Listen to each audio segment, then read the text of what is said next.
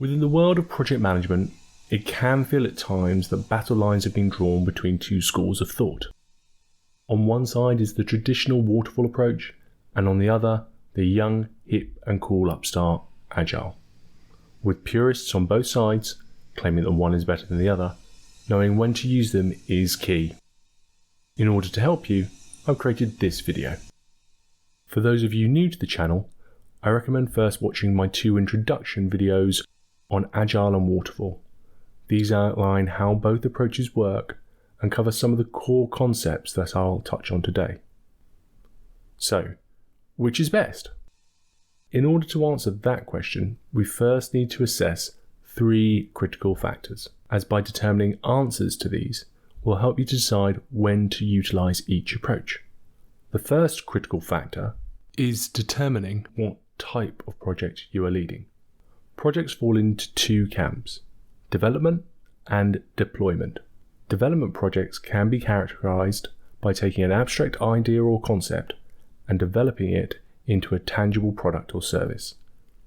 These projects cover things like research and development, software development, developing a marketing campaign.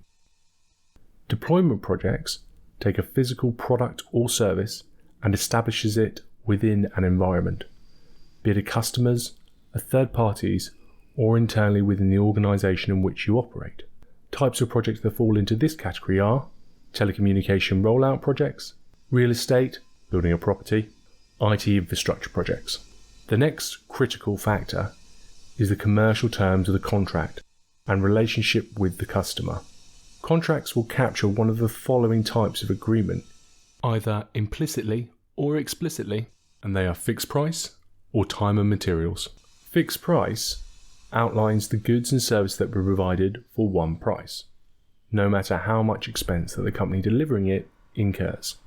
This agreement starts with an initial payment and may include further installments as deliverables are produced to agreed milestones, along with a final payment once the contract is completed.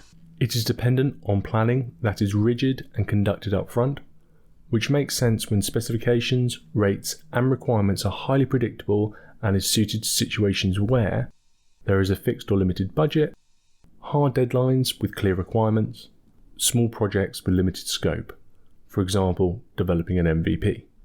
Time and materials is where the client is billed for actual work based on an hourly rate of labour.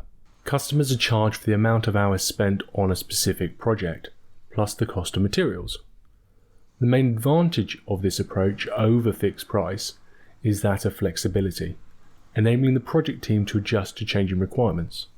This can be particularly useful if you need to pivot due to a dynamic scope of work, as the contract is agreed on a unit price.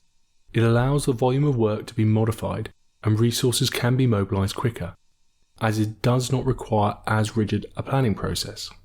Both approaches have pros and cons. Discussing them is not within the scope of this video. For ease, I've assumed that the contract has been agreed, and as the project manager, you have to make a decision based on the constraints of its content. In addition to these commercial terms, you will also need to determine the availability of the customer. Can they meet daily and have a willingness to do so, or would they prefer to meet less frequently, once a month for example? The third factor is that of the organizational environment. Of the 3 factors, this can be the hardest to define, as it is partially based on experience. Hence, if this is your first project as a project manager, then you will not have anything to compare it to. If this is the case, try and answer the following key questions. Firstly, is there a project or program management office, PMO? This is a dedicated function that oversees the development and adherence of project management practices and standards within an organization. If one exists, a member will be able to provide guidance and help answer the remaining questions, such as what type of project methodologies are used, are there any templates or reference guides that you need to follow, are there any meetings or mechanisms in which lessons learned are shared across the organization. If there isn't a PMO, ask your colleagues to see how other projects are being run and repurpose any templates. There are also a number of project management maturity models which provide a framework in which to assess an organization's capability. Without going into the detail of a specific model, The key thing to remember is that their purpose is to provide a framework in which to measure an organization's capability and outline how to improve. Generally, a maturity model is organized into levels ranging from 1 to 5, and though they might vary in the detail, will likely mirror the following approach. Level 1, the organization does nothing consistently and responds in an ad hoc fashion when running a project. Level 2, a process has been documented for the full project lifecycle, though it is not followed consistently. Level 3, a process is documented, is consistently followed, and lessons learned are captured.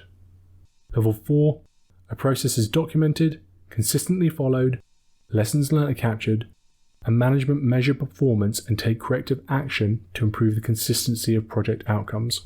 All of the previous steps occur on level 5, except the organization takes corrective action without being prompted by management. In essence, this management layer is not needed.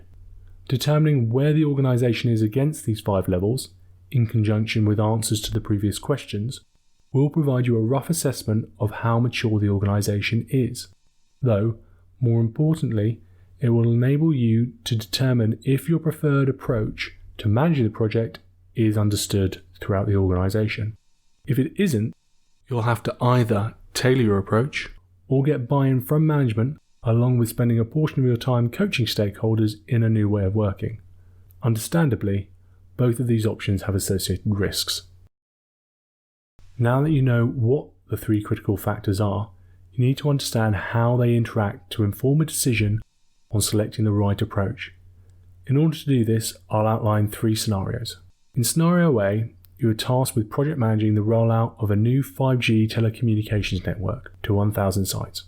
The contract is fixed price, with fixed payment terms for each site where a node is installed, and again once the site is migrated onto the client's network.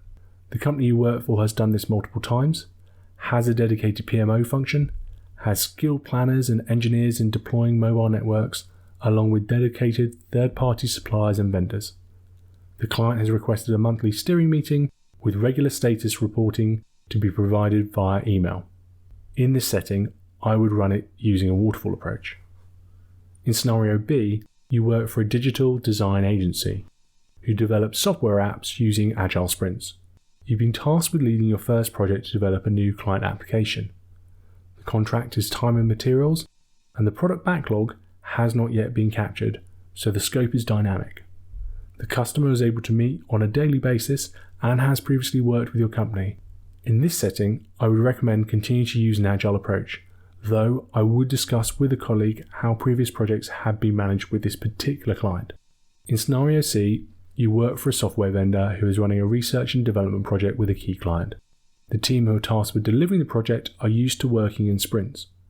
The payment terms for the contract are fixed price, with dedicated payment milestones. The client happens to be running a larger program which is a fixed end date and is being managed using Waterfall, to which your project is a dependency. Hence, the client's program manager has requested that you meet every 2 weeks to review progress. In this setting, I would go for a hybrid approach, planning out each deliverable and communicating status updates in a waterfall fashion, though for the actual day-to-day management of the project, I would break the deliverables down into a backlog of work, which would be delivered in 2-week sprints, enabling the team to work in a manner to which they are used to. In order to manage the risks associated with running an Agile project to fixed dates, I would put greater emphasis in the backlog grooming meetings, regularly reviewing with the Scrum Master the team's velocity and the remaining work in the backlog, to ensure that the burn down chart hit the fixed dates. I would also request from the client side the nomination of dedicated stakeholders who can work with the team as part of fortnightly review and planning meetings.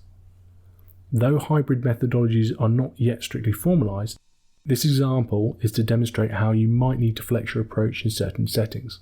As you may have guessed, hybrid approaches are a hotly debated subject within the project management community, with many PMs expecting hybrid approaches to become more prevalent. If you happen to have a particular perspective on this, I'd love to hear your thoughts in the comments section below. Essentially, the key point that I'm making here is that all project management approaches attempt to do the same thing, which is to deliver a product or service to the client as quickly and cost effectively as possible whilst managing and mitigating risks. I hope that you now appreciate that no one methodology is definitively better than the other, and that there are a number of factors which you need to consider in order to select the right approach for the right situation.